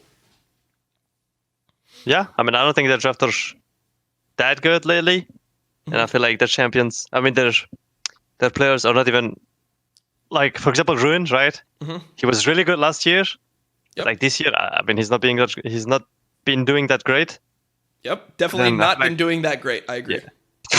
And then I feel like Crown last year was really good, like towards the end of Summer Split, I think, or I'm not sure when. And like this year, he's been okay, I guess, at average, I guess. Yep. So I don't know. Maybe they just need time. Yeah, I guess the other player you have to talk about is Wiggly, right? Like he was somebody who in summer was considered one of the better junglers, right? He was like top 3. He's a good example of that thing I say, where when someone hasn't played for very long, you can't just act like the improvement line just always goes up and never goes down. Because again, like Spring was like up and down, Summer was looking really good. He was like one of the best junglers. It looks to me like that summer never happened. Like it's been, and Men in Black came and just deleted it from his brain. He looks like he's a rookie again. Yeah, I think they've fallen into the NA Rek'Sai trap. I mean, the one thing that I will say is I feel like the champions he's been picking like just are not good if you're fucking not a clean team. If you're losing, like if you lose steam and you start having random deaths and like inting as a team, you can't be picking Rek'Sai and Olaf. Like those champions really need the game to be progressed at like an even way to be able to win a game. Like almost every region, like I think I looked in EU and NA, and Rek'Sai had 20% win rate across the regions. Like it just seems really, really bad right now because teams are just not good enough to close out. It's not like, oh, my Rek'Sai is better than Lee Sin early game. My Rek'Sai kind of counters the Jarvan. Never fucking matters. It's like, okay, yeah, you have a small lead as Rek'Sai, but now you're a fucking Rek'Sai and the other guy can actually like team fight and you just fucking lose. So that's one thing that I will say about Wiggly. I feel like if he was playing things like Jarvan, he was playing things like Gragas, they would have a better chance than right now where he's just like stuck on Rek'Sai Olaf duty. And it doesn't even matter. I mean, he did pretty well versus Dardoch in that Olaf game, but you just fall off so hard on that champion that if your team is like slightly behind in the early game, it almost feels fucking turbo doomed. There is an angle as well to CLG, which I'll bring up. I'm not even claiming, like, I don't know behind the scenes what coaches do. So this is pure speculation. But I'm just thinking of an angle of what could be different. Because one thing that did change is even though, like, Weldon is still the coach, their, like, assistant coach last year was that Irene guy, that guy who now is on EG now, which, to be fair, obviously EG isn't doing great, but whatever. And I'd heard behind the scenes, at least. I mean, Weldon, I think he might have said this in like one of his vlogs or something, or when he came on to Listen Local. I'd heard that like the Irene guy was sort of the brains of the actual strategy side of the game, and that Weldon was just like the head coach, like the guy who maintains the discipline and keeps the more abstract concepts of a team together. So if people are going to read into that the guy who really understood all the game aspects went and was replaced by Song, who hasn't had the greatest time while he's been in the LCS, that's got to at least count for something. I don't know what it counts for. I'm just bringing it up. It's a potential thing to look into, keep track of as the season goes on. I will also say, like, I thought also that the Irene guy, even though it says he's Korean, you never know if that means they're actually like born in America and they're just Korean ethnicity or whatever. But I did message him to come on an Insight, and he sent me some like outrageous broken English that was like, "Thank you for message. I talk later. Bye." It's like, I just literally replied, like, my apologies. I genuinely thought you were really fluent in English. Like, so I don't know if that also means like he needs some special translator to help him get through, but CLG looks like ass right now. And the sad thing is, like I said, the players can't be bad. Like some of these players are good players for sure. Yeah. I mean, I think the Song angle just, it's been weird for Song, right? Because he's never been good, has he? Come on. Well, I mean, the one split where he was good was the first one, right? That's why he still has a fucking career. Yes, sure. He joined Immortals, and you know, it was him and Nick Smithy joined this team that was 7th place, and then they made it to finals and got to Worlds. So it was like, damn, you took a fucking 7th place team to a 2nd place team. You must be a really good coach. And the year after that, it's 2018. He got the fucking massive like $300,000. Yeah, coaching contract for TSM. Got the big boy job, failed miserably, got kicked out, was relegated to Echo Fox, and now it just feels like he's just bouncing around like bottom tier teams. It just seems like his drafts are just, I don't know. I don't know if it's a him problem or if it's a player problem. Like, you never really know how much input the coach really has in draft, but it just seems like these drafts, like when you go on stage, it's like, how do you expect to win this game, man? How are you expecting to win the fucking Kale and Rek'Sai game with a Lucian mid? Like, that is such a hard draft for these players to play. Nisky, when before the season, were they a team you were scrimming, CLG? Before the season, I mean, it's scrimmed in Korea, yeah. Were they? Did they look good in those scrims? Not really. Right, there we go, short and sweet. I've heard the opposite, actually. Like, from the players that I've talked to, they said that CLG looked really good in scrims, and they were really surprised that they were like inting on stage every game. So I guess those players in TSM though. Yeah. I mean, hey, they might have been, they might have not. I'm not going to reveal my sources. I'm just saying. It's all about relativity, I believe is the term there, Tom. Like, depends who you are, right? That might look good. Yeah, I have to say, if you look at who they've played so far as well in CLG, they played a couple of good teams. But as it stands right now, you'd run out of, you wouldn't need many fingers rather to pick teams that actually they could beat. Like, yeah, okay, like Golden Guardians. Maybe even. Actually, like you're saying, Closer looks way better than Wiggly. Might even be a chance in that game. Yeah, Closer looks like a Smurf. Who else? Maybe Immortals, probably. I guess. I don't know. There's not many. There's like 2 or 3 teams. Yeah, and that's the problem. Is like, you look at this team, right? And most people had them top 4, right? The top 3 people had were like TL, TSM, and C9, and then CLG was supposed to be the 4th best team based off like what the roster moves were in the offseason. I mean, they came in, I think, 3rd in the regular season, and they ended up like losing the gauntlet to Clutch at the end of 2019. And this team is supposed to be top 4. Well, you've played 4 fucking games against 4 different teams and you've lost them all. So you don't even look top 4 right now. It can't even be possible that you're top 4. So, I mean, it has to be an underperformance. Like, it has to be analyzed as an underperformance. Nisky, can you give us any insights on Crown as a player? Because you've now played him in a bunch of different teams, etc. What do you think of him as a player? I think Crown is good when he's in like when he feels good, I guess, like when his mental is good. But when he has mental issues or when he doesn't feel, I guess, as good, then he just, I won't say he trolls, but I mean, he's just worse, you know? And I feel like if he's in a good mental, you can see it because he usually 1v9s. I mean, like last year with Optic, he was literally just 1v9 in games, you know? Even though his team was like really bad. I feel like this year his team has to be better, right? Like, I think every position is just better than last year, and I don't know why they're doing bad, to be honest. I feel like they should be at least a top 4 team right now. Yeah, well, that doesn't look like it's happening anytime soon. Like, I would be surprised at this point. I know it's only the second week, but I'd be surprised if they finished higher than Dignitas this season. Like, Dignitas just look like they're so far ahead of them. Like, here's the thing. Obviously, anytime someone's played 4 best of ones, that isn't definitive. Like, it's not the end of the world. You can definitely turn it around. But the point is, there has to be, like, factors as to why you'd turn it around. So, like, there's teams that have lost games so far in the LCS or LEC, where, you know, like, for example, in Europe, like, that Mad Lions team lost games where at times they looked good in the game. CLG loses games and they look terrible. And then, like, almost all the players have issues. Like, I'm trying, it's really hard for me to find a bright spot in their team. Or a reason why it'd turn around. Like, I can't even think of almost any player that looks like he's in good form. You can look good in a loss, of course. Yeah, I mean, Closer's looked good in 3 losses, so. Yeah, I feel like... Are you secretly this guy's agent or something? You're trying to get him in every team now? No, I actually just think he's somebody who has surprised me. He is good. Yeah, I think he's good. Like, I mean, he's Turkish as well, so I guess I might be biased, but I think his early game is usually really, really good. It's like, I play a lot of Dooku with him. And I just feel like in mid-game, I mean, I don't think GGS is the best team right now, so just mid-game it looks really bad, I think. Yeah. But I feel like he's a good jungler, yeah, for sure. Yeah, I mean, so far, I mean, I said it before, I think before you were on, but the people that I think have been the best junglers in NA so far have been Blabber and Closer. Like, they just look above everyone else. Like, I don't know who else you could even throw up there. I mean, Dardoch hasn't looked very good. He had 2 bad games. Schernfire has just been whatever.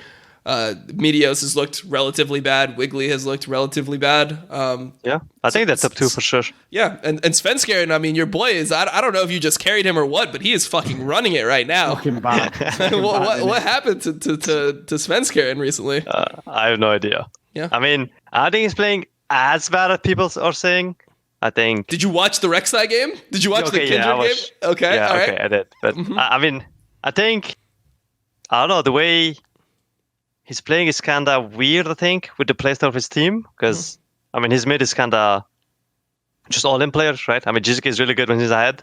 Yep. But when he's behind, then it's just really hard for them, right?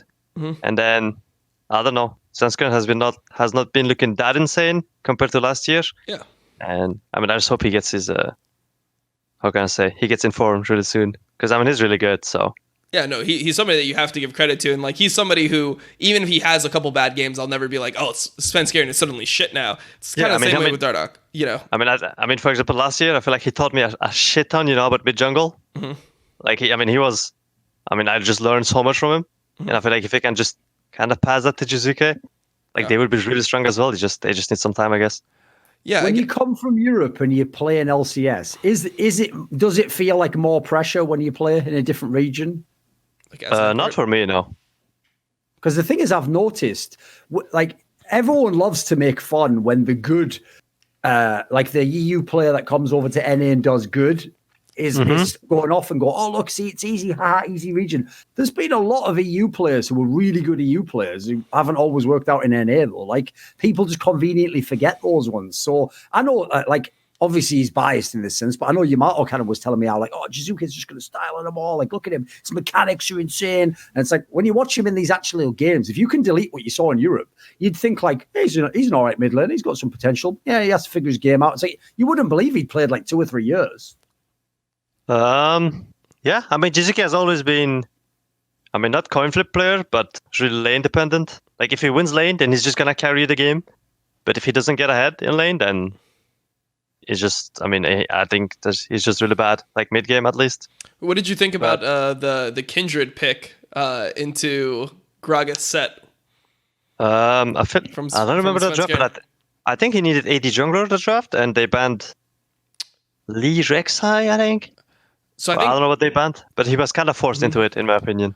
The pick that like most people would have criticized him there for not picking would be like Olaf. Like you would think that an Olaf would come through in that situation because so many things are banned. I know Olaf is not like super high tier or anything, but I just thought that the Kindred into set Gragas seems pretty int. Like everyone's thought that Gragas has been good into Kindred for a while because like the ulti counter. Set is kind of the same thing. So I just wanted to get your take on like, are people overreacting to that, or do you think that that's actually just like int draft? I mean, I think it's just comfort at that point. When people pick, like for example, Mamorgan to LeBlanc, right? I think it's a fine matchup. I don't think it's necessarily one-sided. And like for example, if I lost that game, then people would probably blame Mamorgan, right? Like, what the fuck is that counter pick and stuff? But like it might be the same with Svenskeren. He probably felt comfort. Like he needed that comfort pick, and then Kindred was there. He was like, yeah, I can just pick Kindred and play it here, Interesting. I'll do one of those classic setups, right, where you say something that makes it sound reasonable, and then you just say the totally unreasonable thing. So I'm going to go like, I'm not a hater, but what actually is the point of Bang playing in the LCS? Like, I've now seen, like, we're coming up on, like, it's going to be his 3rd split now, is it? No, he's more than that. We need a Sona player. Like, what the fuck? Like the problem is, even in his good games, he doesn't look like some super duper player. He's just an okay AD carry. So to me, I don't know what the point in having this guy who's not like super fluent in English. Like, what is the point? What a waste of money. There's plenty of other better players than that out there in the West. He's not the player at all he was in Korea. He's never looked anything like that. And he can't play 100 Thieves now. He's not in the team. I don't know. I guess from my perspective, it's like if you're gonna have a player like that, at least commit to him. Like I don't want to fucking see Bang playing Sona. Like if you're gonna have Bang on your team, like if you want a fucking Sona Tom Kench player, just fucking like try to get Stixay from CLG or something like that. Like you don't need, if you have Bang on your team, you want him to be fucking carrying the game. Like I mean his affiliates looked fine versus TSM, but nothing seems special about Bang. I'll say, like when I look at the other AD carries in the league, when I see double lift and I think your camera's fine. Yeah, Mike. Or maybe is it? No. Whatever. I have no idea what's whatever. happening. You're upset anyway, so it doesn't even matter. Oh, okay. Good. Okay. We're good. Okay, we're good on the cam, but I think that they just need to play around him more, at least in draft. Like Sona Tom Kench. I mean, we saw it. He hit a couple of nice ults and then he whiffed like 3 in a row. I don't see a clear thing that makes him better than double lift, or like Sven looks like the best AD carry right now in LCS. Johnson looks really fucking good. Bang is the player where I obviously, to set this premise up, it doesn't work exactly. You know the concept, if you could take the nameplates off and you just ask someone to really judge, like, look at this player, you don't know who it is. Like, what do you think of them? How good are they? And then you reveal who it is and see the reaction. You'd get so many people if you showed them back. Like, because I think people get tricked by the name. Like, as long as he doesn't int the game, they're like, nah, he's all right still. It's fine. It's like, is it? Like, how much money is this guy being paid now? A small fortune. What has he ever done? Just be someone called Bang, who like 3 years ago was world champion. Something brilliant, great. Like, it's almost like SKT 80 carries when they come over to NA are slightly overrated. Not like that Piglet guy. He was brilliant. Yeah, no, he just had a dog shit jungler, I guess. Exactly, you can't blame him for his teammates. He was killing it, mate. He kept telling that jungler where to come. Like, all junglers are always complaining. I like directions. I want to be very decisive. He was telling you clear as day, always in my lane. Yeah, no, in my lane, it was nice, because normally as a jungler you have to like try to play the whole map and try to understand what's better for every lane. Only one lane. Yeah, but exactly. When you play with Piglet, there's only one lane, so you don't even have to worry about anything on the top side of the map. It's great. Because this EG team as well, like, considering we know they spent money, what an underwhelming team this is. Yeah, I mean, C9's fucking memeing it all day on Twitter. I see your social media manager nonstop, just like, we fucking scammed you good, didn't I?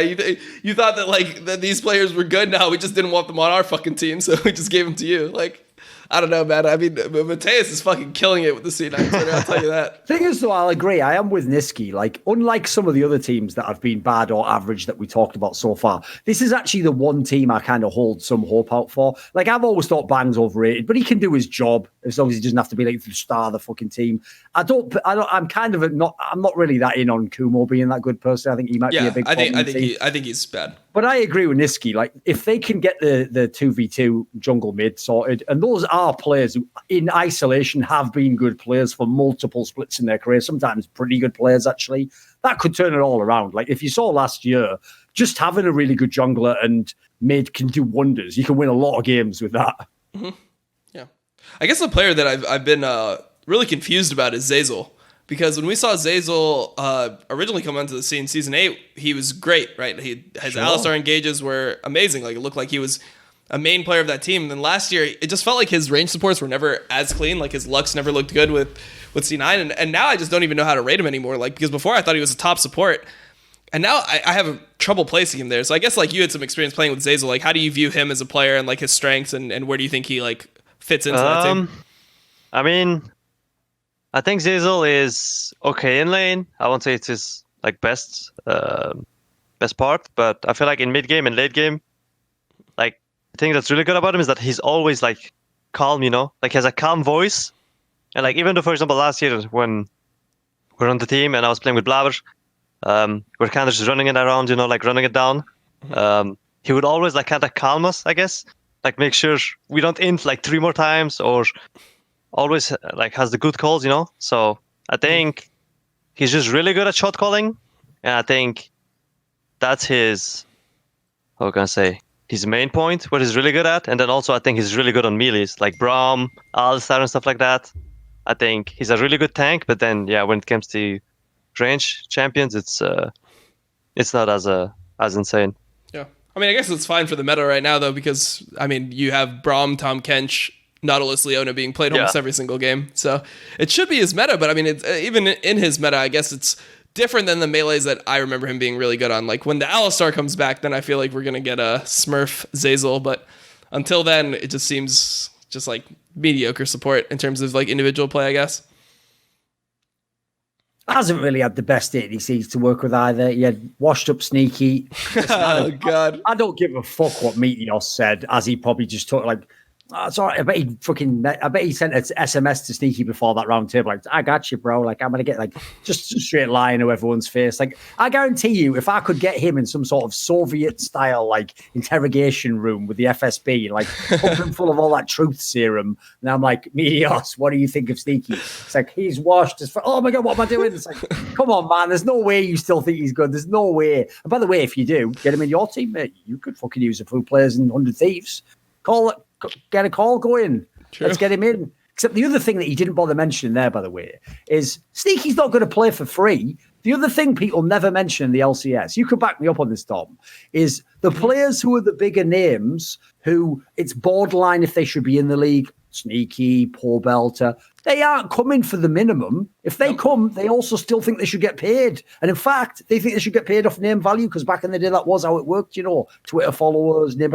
So the problem is, it's not like they even give you like the discount where you can gamble on them. If they come back, you have to almost believe they're good. Yeah, I mean, it's not worth it for Sneaky to like, what does he have left to prove? Like, I feel like he's already made a bunch of worlds. He's already like solidified his legacy as like an NA great AD carry as far as like what we've seen so far, behind just like a few people. So the chance, like if he comes back for a low salary, like is he really going to give up all the streaming money to come back for a low salary and then potentially just soil his legacy even more? Like I feel like this is a good point for him to step out. Like he can just stream and he doesn't have to worry about anything anymore. Like he's going to be set for life.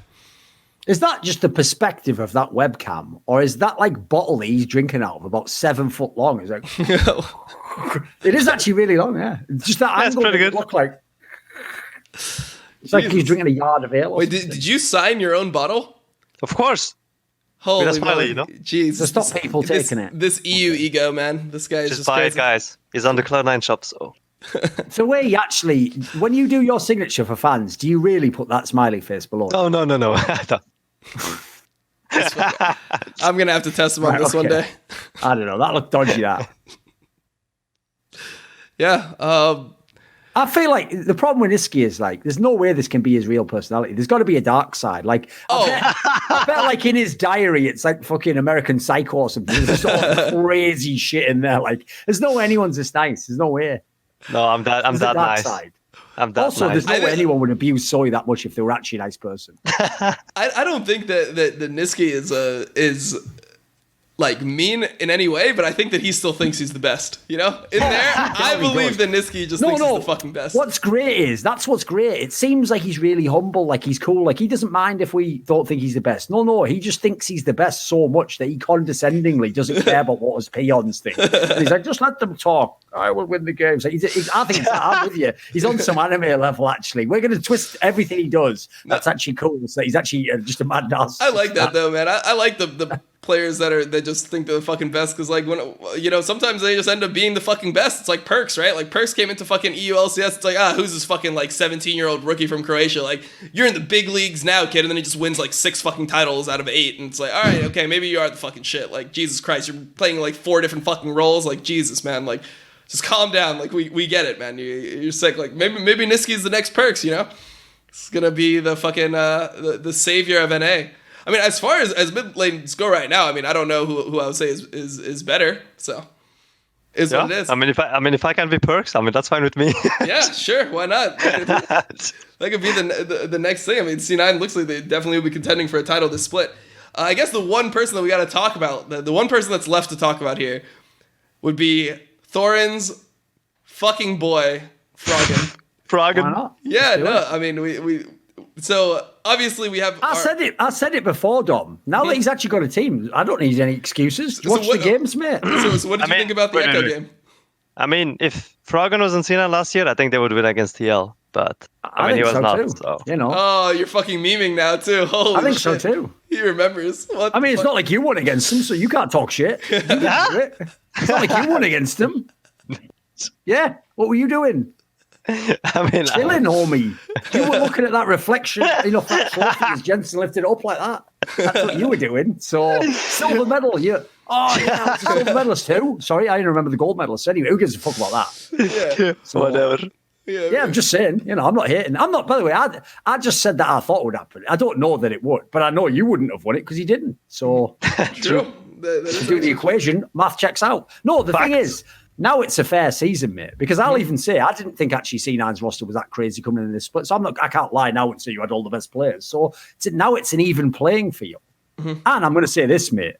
I'd like to see you go and play with contracts and fucking FBI and who he rolls for. I'd like to see you have a split like that and see how nice your champion. I mean, that's pretty much what Envy was, right? Like, yeah, that's what Envy was.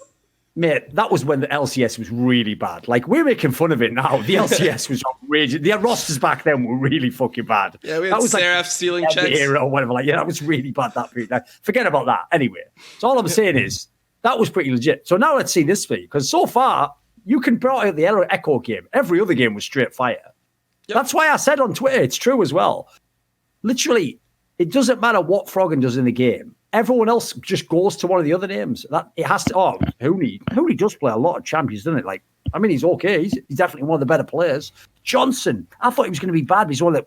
Does the mid lane not exist? Like, I thought mid lane was the most influential role in the game, boys. I thought Grigg was literally a guy who Bjergsen threw. Like, Bjergsen's like that guy in fucking Toy Story, that fucked up kid who's just breaking the arms off all the dolls. Then Froggen comes along, picks up Grigg, like, you know what? Another dog shit jungler that's broken. You're all right. Just do what I say.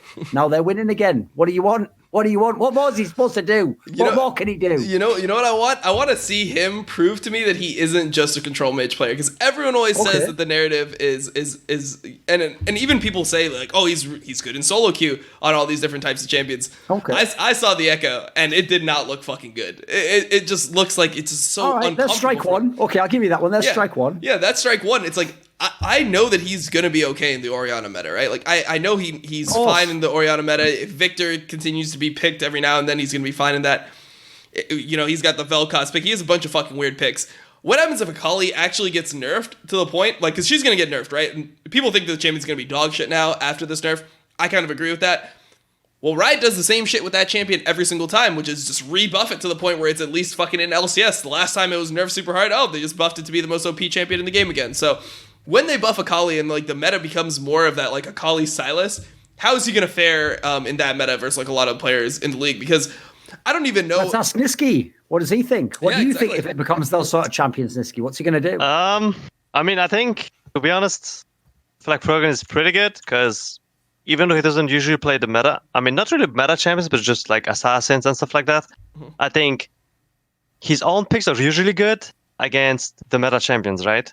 Like, I don't remember what he played last time, but every time I'm playing against him, he usually has like a good lane matchup, even though it's like a weird champion like Anivia or Vel'Koz, you know? Like, I remember last year when he was just blind picking Vel'Koz, and I was like, I don't know what to pick into that, you know?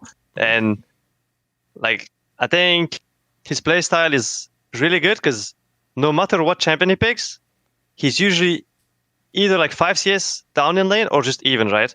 And I think that's something really hard to do. And I think that's what he's good at, so he should just abuse it.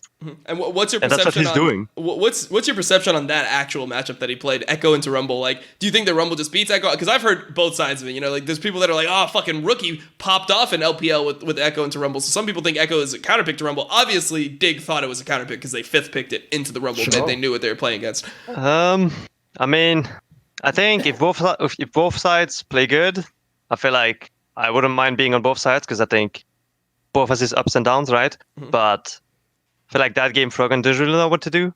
So what is the upside to Echo versus Rumble? Like, I mean, Echo wants you scale. I mean, you just go side, and then Rumble cannot do anything to you anymore. But downside is, I mean, before 6, you're not a champion, right? Yeah.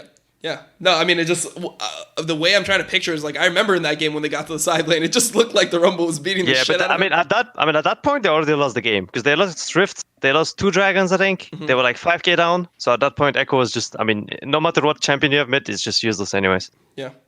Okay. Well, that's strike one, Thorin. We're going to have to see on the next episodes how it goes. Because, I mean, I've never been a Froggen hater, but I've never been as high on him as you would be because it's literally impossible to be as high on him as you are. So, I mean, all I'll say is this, mate. Who's carrying him to all these wins? I mean, I honestly think Johnson has been a very good player so far. Like, he's somebody that came out of NA solo queue that a lot of people were hating. And before the season, on my other podcast on FaceCheck, I said that I thought that he was going to be fucking amazing. So I'm happy that he's at least doing that. So I look like I know something about this game. And generally speaking, I mean, it just seems like he's the bright spot, right? Like, he's been the most consistent player on that team. He hasn't had a bad game yet. Froggen obviously had the one Echo game. Hooney looked horrible on set. Like, it just looked like he was fucking trolling like the entire game. Like, he's like flashing behind. I mean, who's going to give you one of those every now and then? Let's face it. That's just who Hooney is. He's going to carry some games super hard as well that you don't expect. So it's Hooney. Yeah, exactly. But I think that the reason why I believe in Dignitas now and why, like, if I were to do a tier list now, I'd put them over teams like CLG. I mean, obviously CLG looks like dog shit, but Johnson looks stable. And if you have like a pop-off player and you have a stable AD, you know, maybe they can win some of the games where Huni plays bad at least. Whereas before that would be an auto loss. Pretty solid. Because like that's the thing. Like I don't believe, because let's face it, almost every player on this team coming into this season had reasons you could doubt them. Like actually they have all these problems. Now there's almost no problems in the team. And so I don't believe every player just magically hit their peak and is just transformed. What that probably means is like they just cover all the problems of each other and they just fit together well. Like I think this is like a mad underrated team, and as much as like the players shouldn't be that good on paper, but as an actual 5-man, they're not bad. They're pretty solid. Like I can't really see any weak spots on the team. Yeah, I mean I think they're pretty good all around. Like Afram with the rookie AD is usually pretty good. And then Huni on his own is always good. I mean Froggen on his own is always good, right? And then Greg, I don't really know him much, but he's doing fine. He's been okay. His meta, you just pick Gragas and stuff. That's Greg. Yeah, that's he's been okay. So Listen, all he has to do is they just have to go around the house and have someone go ahead. I'll open the door for you. It's all right. It's all right. I'll carry that plate for you. Oh, fucking I'll keep his wrist. I hope when he goes to sleep at night, he's got all cotton balls around his wrist. Because you know at any moment he's going to give someone a high five. That motherfucker's going to snap right off and Acadian's going to be back in the game. And as soon as Acadian's in the game, I'm going to have to be in the fucking club watching his... No, never mind. Whatever. I kept that one almost subtle enough there, Dom. Like, I think we're almost ready to start wrapping up. We've got any final topic? I think we could pretty much covered it, right? Yeah, I mean, is there anything that you'd like to talk about, Nisky? In LCS, anything that we missed? Any bold statements? Oh, yeah, here's the thing, Nisky. Since you've been so coy, and give us like one bold statement, like a player we haven't talked about, or someone you think's better than, or just say some shit like, I'm going to win the MVP, I'm going to shit in everyone's face, Nisky, and then draw a smiley on the camera. Come on, give us a one bold statement from you. Okay, I think this year, one of the C9 members will get the MVP, in my opinion. Oh, that's actually quite bold if you think he's on the team. I mean, anyone on my team, I think, to be honest. Pretty bold. Yeah. The problem is I don't know who. Well, put it this way. If you know the way that normally they vote the MVP, because like the press plays such a big part in it, it is normally voted based on narrative, like who has the coolest storyline. So I'll say right now, with the way the split's been going, it'll be Sven, because everyone thought he was crap and he can't listen. So if your team does really well and you're like top of the league, he probably will win the MVP. It might even be justified so far. He's been pretty good, I've got to say. Yeah, I don't like I know he fucking likes Dark Harvest on Senna. I just don't understand. Every single other AD carry in the world loves this Glacial Augment, but Sven just he just has a hard I think Harvest. he's pretty good as well. He's just the second best Danish player in the league. See, that's a little slow burning there for people who, you know. Actually, wait, we didn't talk about TSM, did we? We did vaguely. Okay.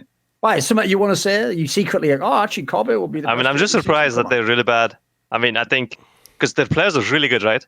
Mm-hmm. Yeah. I feel like they're just not working right now.